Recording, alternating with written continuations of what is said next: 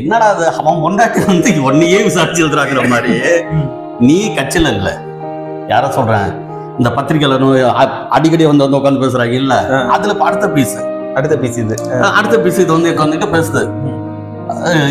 சீமான் வந்து இப்பெல்லாம் பேசுற நான் ஏதாவது நான் கெட்ட வார்த்தையில எல்லாம் பேசிடுவேன் ஏன்னா நான் ஒன்னும் கடுமையா பேசிடுவேன் நான் சாதாரணமா அப்படிதான் பேசுவேன் அது அண்ணனை பத்தி பேசிட்டீங்கன்னு தெரிஞ்சுன்னு வச்சுக்க.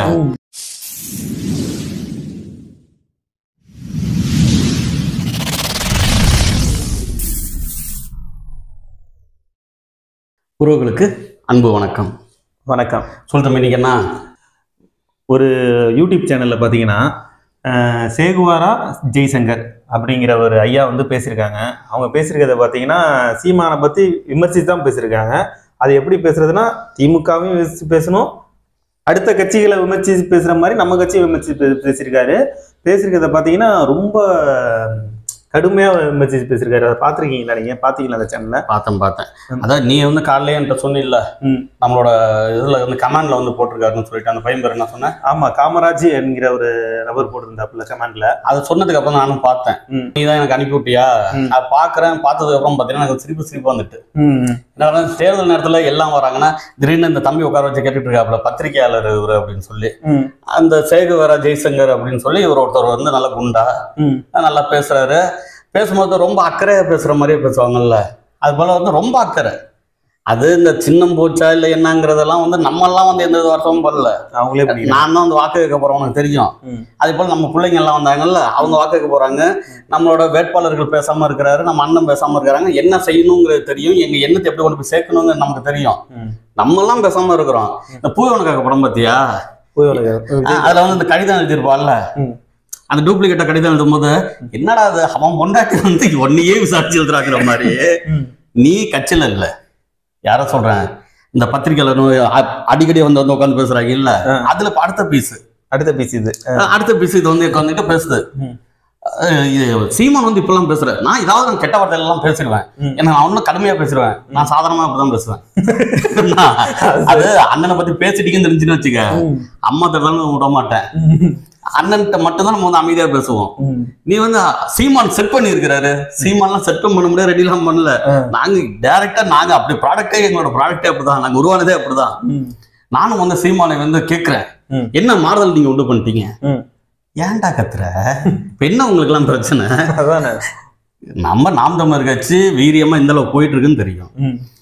சின்னத்தை வந்து நாங்க வந்து இழந்துட்டோம், சின்னத்தை இழந்துட்டோங்கிறது எங்களுக்கே அந்த எண்ணம்லாம் இல்லையே. நாங்க பாட்டுல சாதாரணமா தான் இருக்கிறோம். நீங்க எதுக்கு அப்படியே குதிக்கிறீங்க?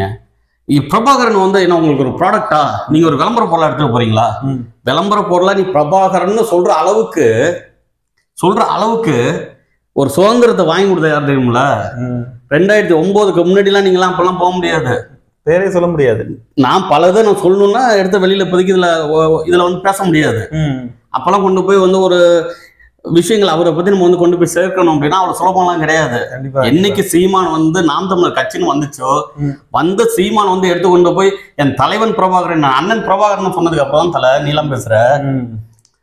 எனக்கு எப்ப தெரியுமா ஒரு பேச்சுலயே வந்து சந்தேகம் வச்சு முக்தாருக்கும் எனக்கு தான் தெரியும்னாருல, அப்பயே உங்க ரெண்டு பேர்த்தோட எண்ணம் மயிர எனக்கு தெரிஞ்சு போச்சு. நீ ஏதோ நல்ல எண்ணத்தோட பேசுற மாதிரி நான் வந்து தம்பிங்கெல்லாம் சொன்னானுங்க போய் பார்த்துட்டு இருக்கும்போது அந்த கணேஷ் அவரு தானே போட்டிருந்திருக்காங்க, அவர் என்ன இப்படி போட்டிருக்காரு அப்படின்னு சொல்லி பாக்குறேன். காமராஜ் அவரு போட்டதுக்கு அப்புறம் தான் பாக்குறேன். பார்த்தோன்னு சரி ஏதோ செய்தி இருக்கும் போல. நான் ஆரம்பத்துல நல்லாதான் பேசி வந்துகிட்டே இருக்கிறாரு. திடீர்னு இப்படி சொல்லும் போது எதுக்கு இதை சொல்றாங்க அப்படின்னு பார்த்தா முக்தாரோட நான் தொடர்புல இருந்தாங்கிற. அடுத்த நான் சைக்கிள்ல எடுத்துட்டு போய் அங்க திமுக அலுவலகத்துல நான் கொடுக்கும்போது அவங்க எல்லாம் எப்படி தெரியுமா இன்ஃப்ராஸ்ட்ரக்சர் வச்சிருந்தாங்க, கட்டமைப்பு அவங்க எப்படி தெரியுமா வச்சிருந்தாங்க. அது வியப்படைஞ்சிருச்சுங்கிற. வியப்படைஞ்சவன் எதுக்கு அப்புறம் வந்து எங்கள்கிட்ட வந்த அதான் எங்கள்கிட்ட இதுக்கு ஆதரவா பேசுனேன். நீ ஒழுங்கா நீ அங்கேயே உனக்கு நல்லா இருந்துச்சு அங்கே இருந்து பாத்துக்க வேண்டியது. இப்போ எப்படின்னா இப்போ ஒரு ஃபேஷன் வச்சிருக்கிறாங்க நம்ம மேல அக்கறைப்படுற மாதிரியே. அதாவது இந்த நம்மள்ட்ட பழமொழி ஒண்ணு இருக்கும் தெரியுமா, ஆடு நனையுதுன்னு ஓனாய் ஒப்பார வச்சுச்சான். அந்த கதை எங்களுக்கு சரியா இருக்கும். நாங்க வந்து என்ன செய்யணுங்க எங்களுக்கு தெரியும், நாங்க எங்க வழியில் நடந்துட்டு இருக்கிறோம். சீமான் என்னத்தை மாறுதல் கொண்டு வந்துட்டாரு அப்படின்னு சொன்னா அதை வந்து நீங்க வந்து உண்மையிலேயே உப்பு போட்டு தின்னு சிந்திக்கக்கூடிய ஆற்றல் இருந்துச்சு நீங்க வந்து சிந்திக்கணும். இன்னைக்கு தம்பி அதிமுக வேட்புமனு தாக்கல் பண்றவங்க வந்து நேரடியாக விருப்ப மனு வாங்கிக்கலாம்னு சொல்லுது. 20,000 ரூபாய் பணம் கொடுக்கணும். சரி. அந்த தனி தொகுதின்னு சொல்லுவாங்கல்ல, அதை எஸ்சிக்கு தருவாங்கல்ல, அந்த இதுல வந்து 15,000 தரணும். சரி. அதிமுக நீ வந்து நான் வந்து தேர்தல் நிக்கிறேன்னு சொல்லி நீ வந்தாலே திமுக 50,000 தரணும். நாம் தமிழர் கட்சி 5 காசு தரணும்னு அவசியம் இல்ல. கண்டிப்பா அதுதான்டா புரட்சி. புரியுங்களா? அது பேர் தான் புரட்சி. என்ன தேர்தல் நிக்கணும்னா வந்து பணக்காரன் தான் நிக்கணும், பணம் இருக்கவன் தான் வந்து நிக்கணும், சாதியில உள்ளவன் தான் வந்து நிக்கணும் அப்படின்லாம் நீங்க சொன்னீங்கல்ல. பணம் இல்லாட்டினாலும் இந்த மக்களுக்கு உதவணும்னு என்ன இருந்தா அவன் வந்து நிக்கணும்னு சொல்றாங்கல்ல, அத வாய்ப்பு கொடுக்குறாங்கல்ல, அது பேர் தான் புரட்சி. கண்டிப்பா அதுதான் சீமான் செய்யறாரு. இதெல்லாம் உனக்கு எல்லாம் ஏதாவது தெரியணும். நீ வந்து அதை விட்டு நான் ஏதாவது பேசுறேன், எங்க பேசுறேன் பாரு. இல்ல இன்னொன்னு சொல்லியிருக்காரு பாத்தீங்களா, சீமானே ஒரு ஆள் செட் பண்ணிருக்கு அப்படின்னு சொல்றாரு. அதாவது சீமானே செட் பண்ண மாதிரி தான் இருக்காரு. இதை செய்யணும் அதை செய்யணுங்கிறது இவரே ஒரு 10% வாக்கு வந்து வரணும், அதுக்கு மேல நீ போக கூடாது அப்படின்னு சீமானுக்கே ஒரு ஆளு கம்பி. அந்த வடிவேல் ஒரு படத்துல இந்த குரங்கு பொம்மை என்ன வளர்ந்து கேட்பான். ஆமா.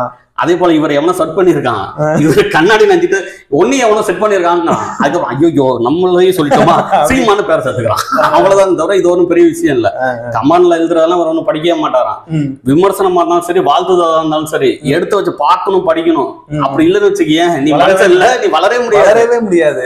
விமர்சனங்கள் இருந்தா அப்ப நீ என்ன ஏதுன்னாச்சும் உனக்கு தெரியணும்ல. எதுக்கு ஒண்ணு பேசுறோம்? இப்ப நாங்க ஒண்ணு பேசுறோம், நல்ல வயசுல பெரியவர் மாதிரி தான் தெரியுறீங்க. எதுக்கு நாங்க பேசுறோம்னா இந்த வெந்த திண்டு கண்டது பேசுற மாதிரிலாம் பேசக்கூடாதுங்க. நீங்க ஒரு மூத்த ஊடகவியாளர்லாம் சொல்றீங்க, நீங்க மட்டும் தான் சொல்றீங்க. இந்த தம்பி வந்து எடுத்திருக்கான், அவன் மட்டும் தான் சொல்றான். நீங்க என்ன அப்படி வந்து அந்த செய்திகள்லாம் பண்ணீங்கன்னா எனக்கு தெரியல. உடனே நீங்க கேட்கலாம், நீ என்ன பண்ணியிருக்கிற அப்படின்னு கேட்கலாம். வாங்க மாசம் என்னென்ன பண்ணியிருக்கிறேன், அதனால என்னென்ன மாறுதல் உண்டாச்சு எடுத்து என்னைக்கா பேசுவோம். வாங்க, நீங்களும் ஊடகவியாளர், நானும் ஊடகவியாளர், வாங்க உட்காந்து பேசுவோம். அதனால அதெல்லாம் விட்டுட்டு சீமானுக்கு ஏதாவது முடிஞ்சிச்சா, நல்லது செய்ய முடிஞ்சா செய்யுங்க. நாம் தமிழர் கட்சிக்கு நல்லது செய்ய முடியாது செய்யுங்க. இல்லை நீங்கள் வந்து நல்லதான் செய்யணும் அப்படின்னு நினச்சிங்கன்னா நீங்கள் எதுவுமே செய்யாமல் இருந்தீங்கன்னா அது நல்லதுதான். அதுவே எங்களுக்கு பெரியதுதான். அப்போ அதை விட்டுட்டு வந்து தேவையில்லாமல் நாங்கள் வந்து பிரபாகரனை கொண்டாந்து இவங்க வந்து நிற்கணும்னு நினைக்கிறாங்க. அண்ணாமலை வந்து கட்டித்தழுவுறா.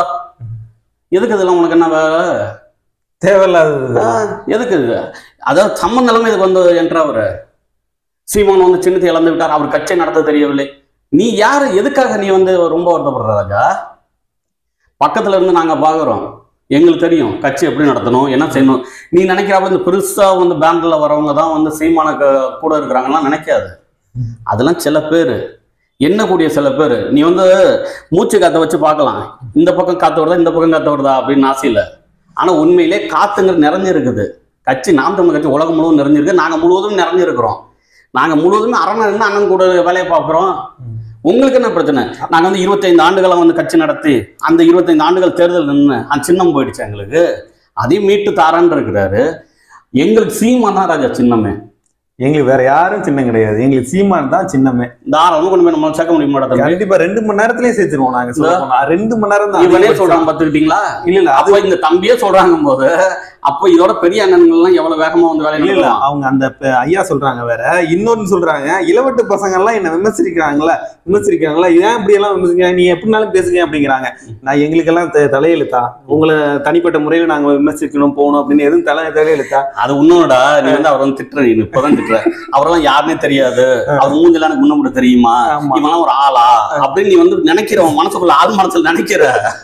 அப்படிலாம் கிடையாது. அண்ணன் வந்து பெரிய பத்திரிகையாளர் இருந்திருப்பாரு, அதனால தம்பி கூப்பிட்டு வந்து கேட்டிருக்கான். ஊடகத்துல பெரிய ஒரு ஊடகவியாளர்னு சொல்லி கேட்கறான். நீ மனசுல உள்ளலாம் வெளியில சொல்லாத, நீங்க பெரிய பத்திரிகையாளர் தான், அதுக்காக வந்து எது இதெல்லாம் பேசுமோ அதெல்லாம் பேசுங்க. நாம் தமிழர் கட்சி தன்னோட தடத்தை வந்து தெளிவா பதிவு பண்ணி தான் போயிட்டு இருக்குது. தமிழரின வரலாற்றில் நாம் தமிழர் கட்சிக்கு முன் நாம் தமிழர் கட்சி பின்னு தான் வரும், சீமானுக்கு முன் சீமானுக்கு பின்னு தான் வரும். அதான் வரலாறு. எத்தனை பேர் வேணாலும் இன்னும் பத்திரிகையாளர்னு சொல்லிட்டு வாங்க, என்னென்ன வேஷம் வேணாலும் போட்டு வாங்க. ஆனா ஒருபோதும் சீமான் வெல்வதை நாம் தமிழர் கட்சி வெல்வதை யாராலையும் தடுக்க முடியாது, அதை வந்து மடை போட்டு மாற்றவும் முடியாது. ஆனா இன்னொன்னு சொன்னாரு பாத்தீங்களா, என்ன சொன்னாரு கவனிச்சிங்களா இல்லீங்களா? என்ன இந்த ஈழத்துல வந்து ஒரு கலை நிகழ்ச்சி நடந்துச்சு, அது இசை நிகழ்ச்சி வேற கலை நிகழ்ச்சி வேலையும், அதையும் விளக்கமா சொன்னாரு அவர் வேற. அது இசை நிகழ்ச்சின்னு சொல்லிட்டு போய் ஒரு கலை நிகழ்ச்சி ஆடல் பாடல் நடந்து வா கா வா ல வா அப்படின்லாம் சாங்கெல்லாம் போட்டுட்டு இருந்தாங்களாம். அது வந்து இளைஞர்களை வந்து நம்ம வந்து ஈழத்து இளைஞர்களை வந்து இன்சல்ட் படுத்துற மாதிரி இருக்கு அப்படின்னு சொல்லி பேசியிருந்தாரு. அதையா நீங்க வந்து கேட்கல? உங்க அண்ணன் சீமான் நேரடியாவே கேட்கிறேனே, சீமான்ட்டே கேட்கிறேனே, ஏன் அதாவது நேரா போய் கேட்டு சொல்லாத? நான் சொல்றேன், நேராவே கேட்கிறேனே, ஏன் நீங்க பதில் சொல்லுங்களேன், ஏன் அதுக்கு ஒரு உரிமை குரல் எழுப்பல அப்படின்னு கேட்கிறாரு. இது என்ன சொல்றீங்க? நம்ம ஒரு பேர் என்ன, ஜெய்சங்கர் பாத்தீங்களா? அதுக்கு என்ன பதில் சொல்றீங்க நீங்க? நம்ம தம்பி வேகமா நம்ம வேலையை பார்த்து போயிட்டு இருக்கிறோம்ல. இப்ப இது போல கேட்கும் போதுதான் நமக்கு வந்து சில சமயம் வார்த்தைகள் வந்துருது. நான் எது வேணாலும் பேசுவேன்னு சொல்லிட்டு இதெல்லாம் வந்து பேசிட்டு இருக்கிறாங்கன்னா, அங்க நடந்த அந்த ஒரு கலை நிகழ்ச்சியோ இசை நிகழ்ச்சியோ அதுக்கு வந்து நீங்க ஏன் குரல் கொடுக்கறதுக்கு முன்னு கேட்கறாருல்ல. ஆமா, ஏன் இவர் வாயில என்ன இருந்துச்சு அன்னைக்கெல்லாம்?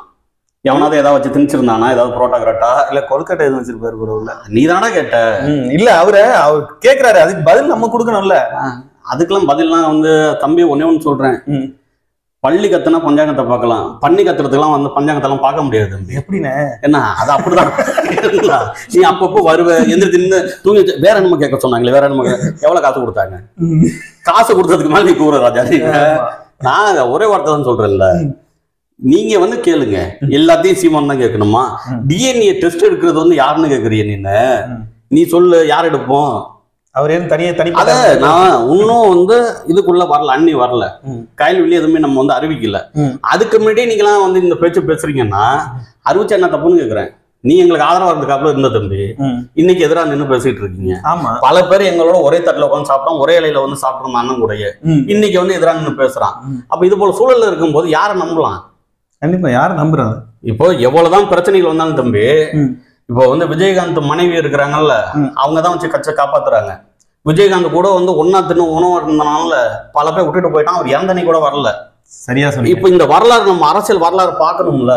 இப்போ ஒண்ணு பட்டு திருந்தணும், பார்த்து திருந்தணும். நம்ம வந்து பட்டு திருந்துறதுங்கிறத நிறைய பேரை பார்த்துட்டோம். அப்ப நம்ம வந்து பார்த்துனாச்சு நம்ம மாத்திக்கணும்ல. அவங்களே வந்தாலும் தவறு இல்ல. ஆனா வரதுக்கு முன்னாடி அந்த பெண்மணி இவ்வளவு ஒரு இதெல்லாம் நீங்க உட்காந்து பேசிட்டு இருக்கீங்க. நீங்க இளம் உதவிகள் அதிகமான மாநிலம் தமிழ்நாடு தான் பேசுனாங்கல்ல, அவங்ககிட்ட போய் கேட்கவே இல்லை. ஆமா, கேட்கல. நான் நேரடியா கேட்டுருவேன், கனிமொழி கேட்டுருவேன். சொல்லண்டா நீ அங்க போய் நேரடியா கேட்டுருவேன்னு சொல்ல வேண்டியதானே? கேட்டுருவாரு. இவர் சீமாண்டாலும் கேட்டு சொல்றாரு. அந்த அளவு சரியான கோவத்துல இருக்கிறாரு. தேர்தல் நேரம் அதுமா பல பிரச்சனை. என்ன நம்மள்கிட்ட பேசும்போது பிரச்சனை ஆகி போயிடும். ஆமா, அப்படிலாம் பேசினாருன்னு வச்சுக்கேன். அவருதான் அண்ணனை பத்தி நல்லாவே தெரியும். சாரி கம்ம பா அதெல்லாம் அப்புறம் அவ்வளவுதான். அதனால வந்து மனசு சிரிச்சிட்டு இருக்கும் போதே கண்ணில் படாம எழுந்துச்சு ஓடி போயிடுங்க. அதனாலதான் நாங்க வந்து உங்களுக்கு எல்லாம் வந்து பதில் சொல்ற நிலைமையில இருந்துட்டு இருக்கிறேன். இல்லைன்னு வச்சுக்கேன், இதெல்லாம் வந்து கடந்துட்டு போயிடலாம் தான். ஆனா இப்படி நாங்க பேசும்போது தினமும் ஒருத்தன் எங்க இருந்து வரானே தெரியல தம்பி. கண்டிப்பா திடீர்னு இந்த இதுல வரும்ல படத்துல டக் டக் டக்குன்னு திருப்பி ஒண்ணு அந்த இடத்துல இருந்து எந்திரிச்சு வருது, இந்த இடத்துல இருந்து எந்திரிச்சு வருது. அப்ப நமக்கு இதை பார்க்கும் போதுதான் சரி நம்ம வந்து கடந்து போயிடுவோம். அண்ணன் கூட சொல்றாரு, இல்ல நம்ம வந்து இதெல்லாம் வந்து விமர்சிச்சுக்கலாம் இருக்கோம், நமக்கு வேலைகள் நிறைய இருக்குன்னா. வேலை வந்து நம்ம பயிர் வச்ச வந்து பயிரை மட்டும் பார்த்துட்டே இருக்க கூடாது. களை முளைச்சுன்னா களை எடுத்துடணும், களை புடிங்கி வீசிடணும். அப்ப அந்த களையை வச்சிருக்க பயிர் வந்து எல்லாது. நமக்கு என்ன வேலைன்னா இன்னைக்கு களை எடுக்கிறது வந்து மிஷின் வந்துருக்கு பாரு. ஆமா, நான் சின்ன பிள்ளையா இருந்தப்பலாம் அப்படிலாம் கிடையாது. நம்ம வயல்கிட்ட போனோம்னு ஒரு மிதிப்போம், லூஸ் ஆகும், அப்படியே பிடிச்சி அந்தாண்ட வச்சிருவோம், வேறோட புடிங்கி தூக்கி வீசி. அவ்வளவுதான். அந்த வேலையை தான் இப்ப நம்ம பார்த்துட்டு இருக்கோம். இப்போ மாநாடு சேனல்ல என்ன பாக்குறோம்னா இந்த வேலைதான். ஒரு மிதி புடுங்கிறது ஓரமா தூக்கி விட்டது, ஒரு மிதி புடுங்கிறது ஓரமா தூக்கி விட்டது. அது போலதான் இவர் சொன்ன அந்த விமர்சனங்கள் தூக்கி ஓரமா வை. நம்ம கணேஷ் அந்த தம்பி பேரு காமராஜ்ங்கிற தம்பி வந்து பேசினாப்புல அந்த இதை போடுங்கண்ணே அப்படின்னாருல, அதை நம்ம பார்த்தோம். அந்த தம்பிக்கு ஒரு மதிப்பு கொடுக்குறோம். கண்டிப்பா நம்ம கமெண்ட் வந்து படிச்சுட்டு தான் இருக்கணும். இவன மாதிரிலாம் விடுறதெல்லாம் கிடையாது.